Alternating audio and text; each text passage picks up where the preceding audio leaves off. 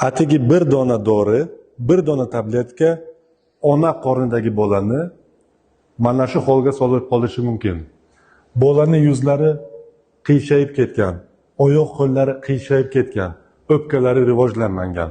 Mana shuning barchasiga sabab atigi bir dona tabletka. Ona qornida homila suyuqlik ichida, ya'ni o'sha amniotik suyuqlik ichida rivojlanadi. Bu suyuqlik homilaning, chaqaloqning buyraklaridan ishlab chiqariladi. Ya'ni bu chaqaloqning siydigi. Chaqaloq o'z siydigi ichida rivojlanadi. Bu suyuqlikning asosiy vazifasi birinchidan himoya qilish, amortizatsiya, ikkinchidan shu suyuqlikni yutish orqali chaqaloqning o'pkalari rivojlanadi. Shu suyuqlikning ishlab chiqarishiga APF ingibitorlari deb nomlangan dorilar ta'sir qiladi. Bu o'sha siz bilgan enalapril, captopril, berlipril, enam degan dorilar kiradi.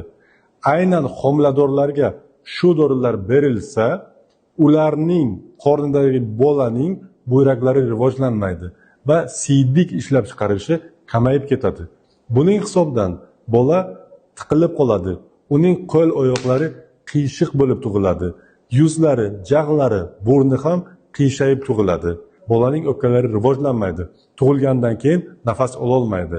Bularning barchasiga sabab oddiy captopril, berlipril tabletkalari. Shuning uchun agar homiladorlarda qon bosimi ko'tarilsa, aslo bu dorilarni ishlatmang. Agar buni bilmagan bo'lsangiz, o'z do'stlaringizga jo'natib qo'ying.